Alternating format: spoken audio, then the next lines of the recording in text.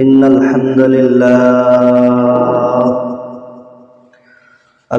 لله نحمده ونستعينه ونستغفره ونعوذ بالله من شرور أنفسنا ومن سيئات أعمالنا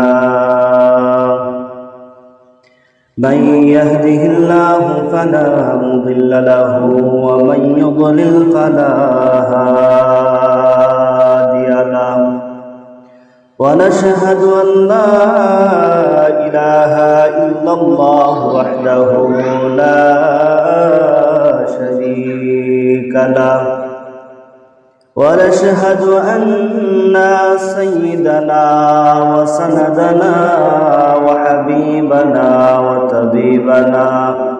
وطبيب قلوبنا ومولانا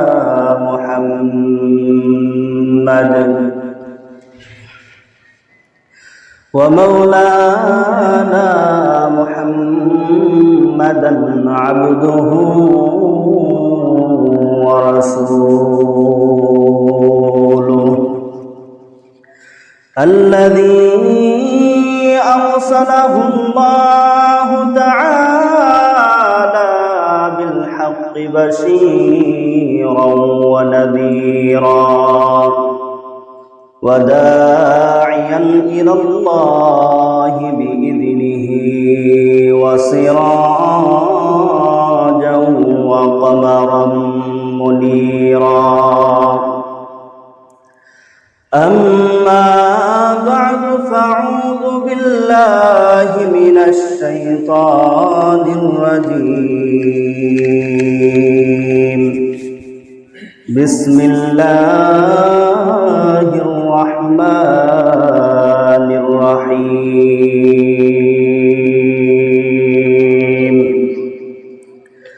والذين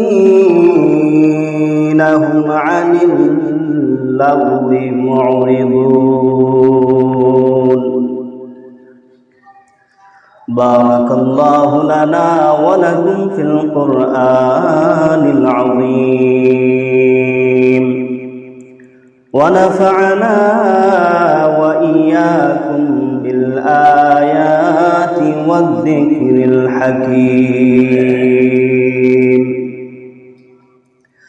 وقال النبي صلى الله عليه وسلم من صمت نجا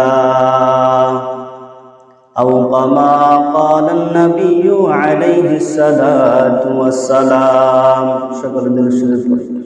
اللهم صل على محمد وعلى آل محمد كما صليت على إبراهيم وعلى آل إبراهيم إنك حميد مجيد اللهم بارك على محمد وعلى آل محمد كما باركت على إبراهيم وعلى آل إبراهيم إنك حميد مجيد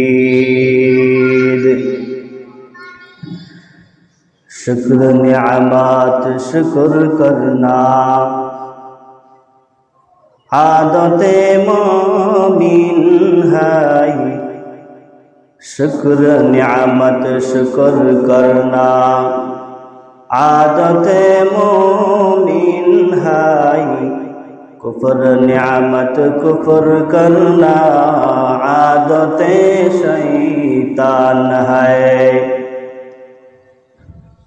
शुक्र नियामत नमाज पढ़ना आदते मोमिन है शुक्र नियामत नमाज पढ़ना आदते मोमिन है कुफर नियामत नमाज छोड़ना आदते मुनाफिक है আলহামদুলিল্লাহ, মহান আল্লাহ রাব্বুল আলামিনের দরবারে অসংখ্য অগণিত শুকর ও সুজুদ যে আল্লাহ রাব্বুল আলামিন আমাদেরকে ভালোবেসে মহব্বত করে প্রতি জুমার ন্যায় আল্লাহর ঘর মসজিদে আসার এবং বসার তৌফিক দান করেছেন। এই জন্য সকলে দিল থেকে বলি আলহামদুলিল্লাহ। সম্মানিত উপস্থিতি, আজকে আপনাদের সম্মুখে কথা বলবো। মানুষ অনর্থক কথা বলে, অনর্থক কিছু কাজ করে। যারা অনর্থক কথা বলে, ফাহিশা কথা বলে, এই ফাহিশা অনর্থক যে কথা আছে এই কথা থেকে আমাদেরকে বেঁচে থাকতে হবে। অনর্থক কথা বলা একদম নিষেধ। অনর্থক কথা বলা যাবে না। অনর্থক কথা কোনটা? যে কথাটা বলার পরে, যে কথাটা বললে বা শুনলে দুনিয়াতেও কোনো ফায়দা নাই, আখিরাতেও কোনো ফায়দা নাই। যে কথাটা কেউ বলে বা কেউ শুনে, যে কথাটা ওই কথাটা অনর্থক, যেটা দুনিয়ারও কোনো ফায়দা নাই, কথাটার মধ্যে আখিরাতেরও কোনো ফায়দা নাই, এটা হচ্ছে অনর্থক কথা। এমন একটা কাজ যে কাজটা করলে দুনিয়াতেও কোনো ফায়দা নাই, আখিরাতেরও কোনো ফায়দা নাই, ওই কাজটা হচ্ছে অনর্থক কাজ। তো অনর্থক কাজ, অনর্থক কথা থেকে আমাদেরকে দূরে থাকতে হবে। মানুষ চলতে গেলে, চলাফেরা করে, ওই সময় দেখা যাইতেছে অনর্থক কথা বলে। অনর্থক কথা, অনর্থক আচরণ, বাজে আচরণ, গালাগালি, ছোটাছুটি, হানাহানি, মারামারি, গীবত, চুগলখড়ি,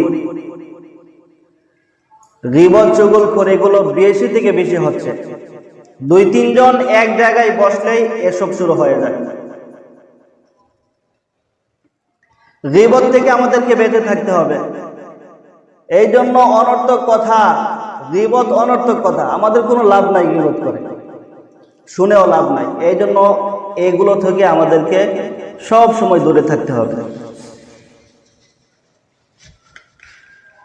আল্লাহর ওলিরা, যারা আল্লাহ তাআলার প্রকৃত বান্দা, আল্লাহর ওলি, ওনারা অনর্থক কথা বলেন না, অনর্থক কথা শুনেনও না। এক আল্লাহর ওলি বয়ান করতেছিলেন যে আল্লাহর ওলিরা অনর্থক কথা বলে না, অনর্থক সময় কাটায় না, অনর্থক কথা বলে না, অনর্থক কাজ করে না। যে কথাটা বলে এটা কাজের কথা, যে কাজটা করে এটা অবশ্যই একটা কাজের, ভালো একটা কাজ করে। তো একজন সাধারণ লোক বলতেছে, আমি তাহলে দেখতে চাই আল্লাহর ওলিরা কিরকম, ওনারা অনর্থক কথা বলেন না, অনর্থক কাজ করেন না, এটা আমি পরীক্ষা করতে চাই। অনেকক্ষণ পিরাপিরি করার পর আল্লাহর ওলি বলেন, তাহলে যাও, দেখবা দিল্লির এক জায়গায়, দিল্লির একটা মসজিদ আছে, মসজিদের কোণার মধ্যে 3 জন আল্লাহর ওলি বসে বসে তারা জিকির করতেছে, ওই জায়গায় যাও। ওই জায়গায় যাওয়ার পর তুমি ওই জায়গায় 3 জনকে 3টা করে কিল দিবা, একটা করে কিল দিবা পিঠের মধ্যে, তাহলেই তুমি দেখতে পারবে। আল্লাহর বান্দা বিলম্ব করেন নাই, তাড়াতাড়ি করে আল্লাহর বান্দা দিল্লির মসজিদে চলে গেলেন। দিল্লির মসজিদে গিয়ে দেখতেছেন 3 জন আল্লাহর বান্দা বসে বসে জিকির করতেছেন। আল্লাহর ওই বান্দা ঘরের ভিতরে ঢুকলেন, মসজিদের ভিতরে ঢুকলেন।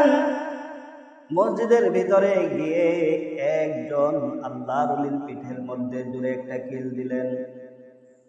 কিল দেওয়ার সঙ্গে সঙ্গে আল্লাহর বান্দা পিছন দিকে তাকাইলেন, তাকাইয়া কিছু বললেন না, দেখে আবার আল্লাহর জিকিরের মধ্যে মশগুল হয়ে গেলেন। 2 নম্বর আল্লাহর ওলিকে যখন আবার একটা কিল দেওয়া হলো, ও আল্লাহর বান্দা পিছন দিকে তাকাইলেন, তাকাই আবার আরেকটা কিল দিয়ে দিলেন। কিলের বদলা কিল দিয়ে আবার জিকিরে মশগুল হয়ে গেলেন। 3 নাম্বার আল্লাহর ওলিকে যখন কিল দিল, 3 নাম্বার আল্লাহর ওলি কিলের উত্তর কিল দেয়া না, আল্লাহর ওলি তার হাতের মধ্যে ধরে বলতেছেন, ভাই আপনি কি হাতের মধ্যে ব্যথা পাইছেন? আপনি কি কষ্ট পাইছেন? আপনি তো আমাকে আঘাত করলেন, আপনি কি হাতের মধ্যে ব্যথা পাইছেন নাকি? আল্লাহর এরকম ভাবে তাকে তোষামত করতেছেন। সে তো অবাক হয়ে গেছে, বের হয়ে গেল, ওই আল্লাহর বান্দার কাছে গিয়ে বলতেছে, হুজুর এরকম ঘটনা। কি ঘটনা বিস্তারিত যখন বলল তখন অবাক হয়ে গেল, বলতেছে এটাই আল্লাহর ওলি। তাহলে শুনে রাখো, প্রথম ব্যক্তিকে তুমি কিল দিলা, সে শুধু তাকায় আছে, তোমাকে কিছুই বলে নাই। এটা হচ্ছে এরকম একজন মানুষ, যখন একজন লোককে যখন একজন বাদশা বলে আমি তোমাকে পুরস্কার দেব, তুমি 10টার ভিতরে আমার দরবারে হাজির থাকবা, আমি তোমাকে পুরস্কার দিব, তুমি নির্দিষ্ট সময়ের ভিতরে আমার কাছে উপস্থিত থাকবা, যদি উপস্থিত হইতে পারো তাহলে আমি তোমাকে পুরস্কার দেব। যখন এরকম ঘোষণা একজন লোককে দেয়, সে দৌড়ায়া বাদশার কাছে আসতে থাকে। সে দৌড়াইতে দৌড়াইতে যখন বাদশার কাছে আসে, রাস্তায় যদি কেউ কিল দেয় তাকে থাপ্পড় দেয়। এখন আপনারা বলেন, ওই থাপ্পড়ের জবাব সে থাপ্পড় দিয়ে দিবে নাকি শুধু তাকায় শুধু দৌড়? কারণ কি? কারণ বাদশা ওয়াদা দিছে তাকে অনেক বড় পুরস্কার দিবে। রাস্তায় যদি তাকে কেউ কিল দেয়, কেউ থাপ্পড় দেয়, তার জবাব দেওয়ার কোনো সময় নাই। কারণ তাকে যদি আমি থাপ্পড় দিই তাহলে দুইজনের মধ্যে ঝগড়া হবে, আর ঝগড়া করতে করতে সময় পার হয়ে যাবে, বাদশার কাছে যেতেও পারবো না, পুরস্কারও পাবো না।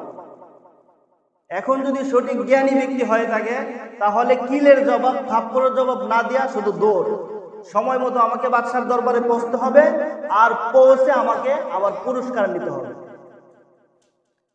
আল্লাহর ওলি বলেন, প্রথম ব্যক্তি এরকম, তাকে আল্লাহর দরবারে যেতে হবে, সে সময় নষ্ট করবে না, আল্লাহর জিকিরে মশগুল, সেই জন্য তোমার দিকে তাকাইলো, তোমার দিকে তাকাইয়া সে আবার জিকিরে মশগুল হয়ে গেল। আউলিয়ারা পারে উকবানা হাসান, জাহেলারা পারে উকবা দুনিয়া। আউলিয়ারা আখিরাতের চিন্তা করে, দুনিয়ার চিন্তা করে না। আল্লাহর ওলি বলেন, তাহলে তুমি শোনো, 2 নম্বর ব্যক্তি যাকে তুমি একটা কিল দিলা, কিলের জবাব সে তোমাকে কিল দিয়ে দিল। তুমি জানোনি ওই ব্যক্তিকে তুমি কিল দিলা, কিসের জন্য তোমাকে কিল দিল?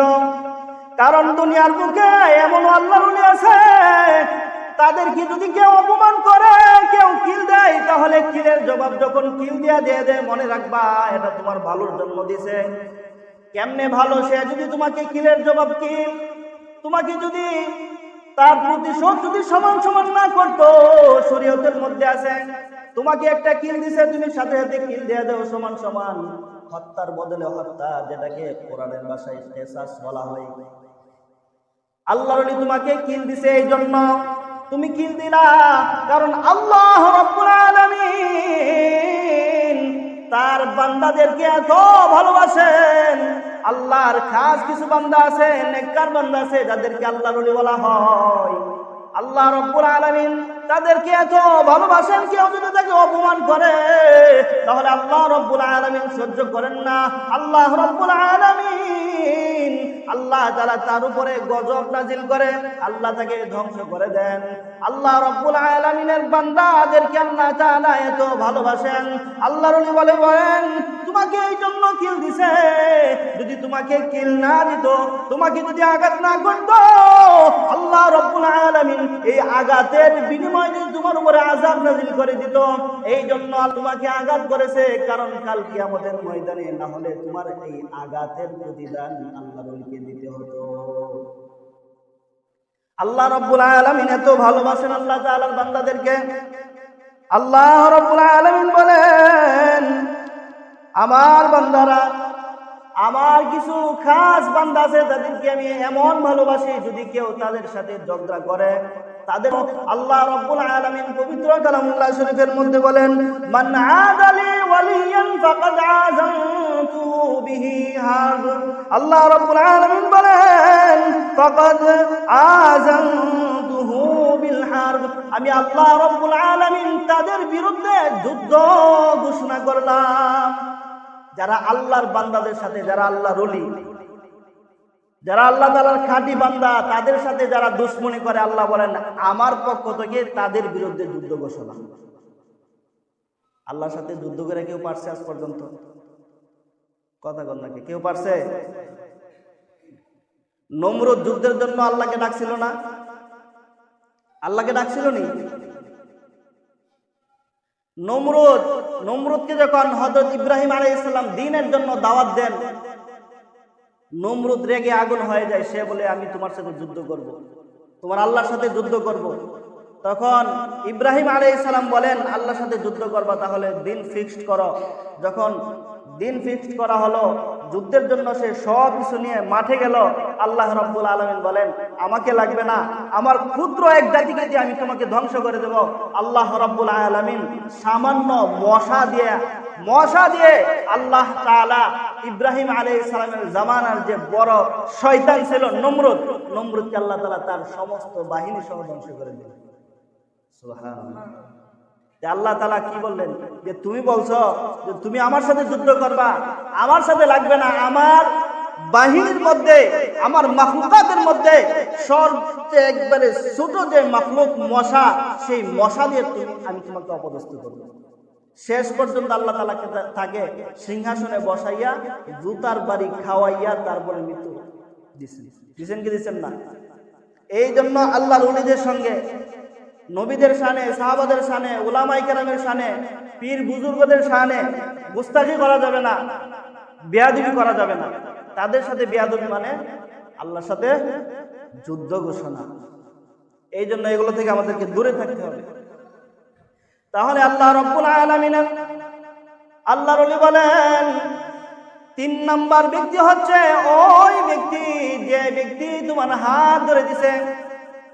তুমি যখন কিল মারলা, কিল দেওয়ার সঙ্গে সঙ্গে তোমার হাতে ধরলো, বলতেছে ভাই আপনি কি হাতে ব্যথা পাইছেন, আপনার হাতে কি লাগছে নাকি, আপনি কি ব্যথা পাইছেন, এরকম ভাবে তুষমুত করতেছেন। ওই ব্যক্তিটা হচ্ছে সুন্নত।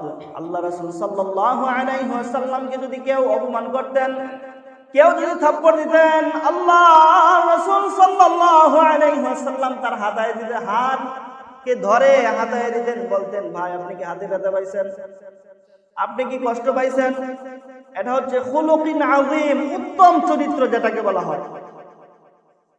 এই জন্য কেউ যদি আঘাত করে, গালি দেয়, ধৈর্য ধারণ করলে এটা অনেক বড় একটা ফল। ধৈর্যের ফল আল্লাহ রাব্বুল আলামিন দিয়ে থাকেন। আল্লাহ রাব্বুল আলামিন সূরা শুরার 43 নম্বর আয়াতে আল্লাহ তাআলা বলেন, ওয়ালামান সাবারা ওয়া গফারা ইন্না যালিকা লিমান আযমিল উমুর। আল্লাহ তাআলা বলেন, যারা ধৈর্য ধারণ করবে, যারা সবর করবে, ধৈর্য ধারণ করবে, আমি আল্লাহ রাব্বুল আলামিন তাদেরকে ক্ষমা করে দেব। সুবহানাল্লাহ। আর ধৈর্যের ফল এত যে ভালো হয়, যারা ধৈর্য ধরেছে। আপনি একজনের সাথে আপনার দুশমনি, আপনাকে গালি দিল, আপনাকে থাপ্পড় দিল, আপনি ধৈর্য ধারণ করেন, তাহলে দেখবেন এক সময় সে আপনার ভক্ত হয়ে গেছে। দেখবেন এক সময় সে আপনার সাথে আর ঝগড়া বিবাদ করবে না। সে বলবে, তাকে আমি এত গালি দেই, তাকে আমি এত কিছু বলি, তারপরও সে আমার সাথে ভালো ব্যবহার করে, তাহলে আমার কাজটা তো ঠিক হচ্ছে না। সে এক সময় না এক সময় বুঝতে পারবে। এই জন্য ধৈর্য ধারণ করা। আল্লাহ রাসূল সাল্লাল্লাহু আলাইহি ওয়াসাল্লাম যখন দাওয়াত দিতে গেলেন, তায়েফের বড় বড় কাফেররা ছোট ছোট বাচ্চাদেরকে লেলিয়ে দিয়েছে, পাগল আসছে, তাকে পাথর মারো। পাথর মারতেছেন, ফেরেশতা এসে বলতেছে, ইয়া রাসূলুল্লাহ, ইয়া হাবিবাল্লাহ, আপনি আমাকে হুকুম করুন। তায়েফের দুই পাশে 2টা পাহাড় আছে, আপনি হুকুম করুন, 2টা পাহাড় আমি একত্রিত করে তায়েফবাসীকে একবারে নিষ্পেষিত করে দেব। আল্লাহ রাসূল সাল্লাল্লাহু আলাইহি ওয়াসাল্লাম বলেন, না, এটা করা যাবে না, কারণ আল্লাহ রাব্বুল আলামিন আমাকে দুনিয়ার মধ্যে রহমত স্বরূপ প্রেরণ করেছেন। আল্লাহ তাআলা আমাকে রহমত বানায় পাঠাইছেন, আমি গজব না। আল্লাহ রাব্বুল আলামিনের কাছে হুজুর সাল্লাল্লাহু আলাইহি ওয়াসাল্লাম দোয়া করেন, আল্লাহুম্মা হদি কওমি ফা ইন্নাহুম লা ইয়ালামুন। ওগো আল্লাহ, আমার এই জাতি বুঝে না, তারা এই জন্য এরকম করতেছে। আল্লাহ তুমি তাদেরকে ধ্বংস করে দিও না, তাদেরকে তুমি আযাব দিও না। আল্লাহ, তারা বুঝতেছে না, তারা যখন বুঝবে, তারা যদি না বুঝে তাদের সন্তানরা বুঝতে পারে, তারাও যদি না বুঝে তাদের নাতি পুতিরা হয়তো বুঝবে। আল্লাহ রাসূল সাল্লাল্লাহু আলাইহি ওয়াসাল্লাম কারো জন্য বদদুয়া করেন নাই, কারো জন্য আল্লাহ রাসূল সাল্লাল্লাহু আলাইহি ওয়াসাল্লাম বদদুয়া করেন নাই, ভালো দোয়া করেছেন। এত যন্ত্রণার পরেও, এত কষ্ট দেওয়ার পরেও আল্লাহর হাবিব সাল্লাল্লাহু আলাইহি ওয়াসাল্লাম তাদের জন্য গজবের দোয়া করেন নাই। আল্লাহর কাছে দোয়া করেন, আল্লাহ তুমি তায়েববাসীকে হেদায়েত দান করো, তারা বুঝে না। আর আমাদের কি কেউ গালি দিলে আমরা দৌড়াই লাঠি নিয়ে যাই মারার জন্য, কারণ আমাদের ধৈর্য নাই। এই জন্য প্রিয় হাজিরিন, আমাদের ধৈর্য ধারণ করা দরকার, আমাদের ধৈর্য ধরার দরকার। পারবো তো সবাই ইনশাআল্লাহ? আল্লাহ তাআলা আমাদের সবাইকে আমল করার তৌফিক দান করুন।